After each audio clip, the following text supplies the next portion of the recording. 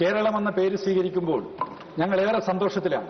നാടൊന്നാകെ സന്തോഷത്തോടെ വരവേൽക്കുകയാണ് കേരളം എന്ന പേരിനെ. കേരളം രൂപപ്പെട്ടത് നിരവധിയായിട്ടുള്ള സമരങ്ങളിലൂടെയാണ്. സ്വതന്ത്ര തിരുവിതാംകൂറിന് പിന്തുണ കൊടുത്ത് കേരളം എന്ന സംസ്ഥാനം രൂപപ്പെടുന്നതിന്, സ്വതന്ത്ര ഇന്ത്യയുടെ ഭാഗമായിട്ട് തിരുവിതാംകൂർ നിൽക്കുന്നതിനെതിരായിട്ട് നിലനിന്ന ആളുകളുണ്ടായിരുന്നു. അവർക്കെതിരായിട്ടുള്ള സമരത്തിന്റെ ഉൽപ്പന്നമാണ് കേരളം എന്ന സംസ്ഥാനം.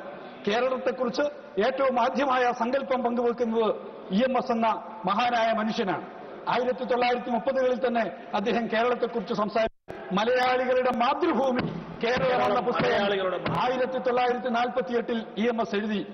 അങ്ങ് ശ്രദ്ധിക്കുക, കേരളം ഉണ്ടാക്കിയിട്ടുള്ള മുന്നേറ്റത്തിന്റെ അടിത്തറ പാകിയിട്ടുള്ള 1957ലെ EMSന്റെ നേതൃത്വത്തിലുള്ള മന്ത്രി വിദ്യാഭ്യാസത്തിന്റെ, ആരോഗ്യത്തിന്റെ മേഖലകളിൽ സമാനതകളില്ലാത്ത മുന്നേറ്റം കേരളം കൈവരിച്ചു. അങ്ങനെ കേരളത്തിന്റെ യാത്രയിൽ ജാതിക്കും ജന്മിത്വത്തിനും നാടുവാഴിത്വത്തിനെതിരായി നടത്തിയ സമരത്തിന്റെ ഉൽപ്പന്നമാണ് കേരളമെന്ന ഞങ്ങളുടെ സംസ്ഥാനം. ഞങ്ങൾ അഭിമാനത്തോടുകൂടി കേരളത്തിന്റെ വിദ്യാഭ്യാസ നേട്ടങ്ങളെ, ആരോഗ്യ നേട്ടങ്ങളെ ഉയർത്തിപ്പാടുന്നു. അതിനൊപ്പം ഞങ്ങൾ ഒന്നുകൂടി പറയുന്നു, അത് ഞങ്ങളുടെ നാട്ടിൽ വയനാട്ടിൽ അതിഭീകര ദുരിതമുണ്ടായപ്പോ ഫോട്ടോ എടുത്ത് അവർ കേരളത്തെ സഹായിക്കാതിരുന്ന ആളുകളെ ഞങ്ങൾ ഓർമ്മിക്കുന്നു. അവരോട് ഞങ്ങൾ പറയുന്നു, കേരളത്തെ ചേർത്ത് പിടിക്കാൻ നിങ്ങൾ പഠിക്കണം. ഞങ്ങൾ ഓർമ്മപ്പെടുത്തുന്നു, കേരളം ആർജിച്ച വിദ്യാഭ്യാസ നേട്ടങ്ങളെ ഇല്ലാതാക്കുന്നതിന് വേണ്ടി ശ്രമിച്ച, കേരളത്തെ ഞെരിച്ചു കൊല്ലാൻ ശ്രമിച്ചവരോട് ഞങ്ങൾ പറയുന്നു, ങ്ങളെ സ്നേഹിക്കാൻ, ചേർത്ത് പിടിക്കാൻ നിങ്ങൾ പഠിക്കണമെന്ന് ഞങ്ങൾ ഓർമ്മപ്പെടുത്തുകയാണ്. കേരളം ഞങ്ങളുടെ നാട്.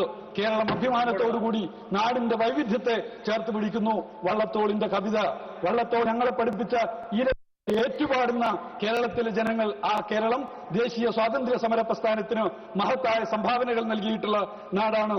ആദരവോടുകൂടി ഞങ്ങൾ ഓർമ്മപ്പെടുത്തുന്നു. ഇനിയും ഞങ്ങൾക്കേറെ കുതിക്കണം. അതിന് കണ്ണൂർ എയർപോർട്ട് ഉൾപ്പെടെ ഇനിയും മുമ്പോട്ട് പോകണം.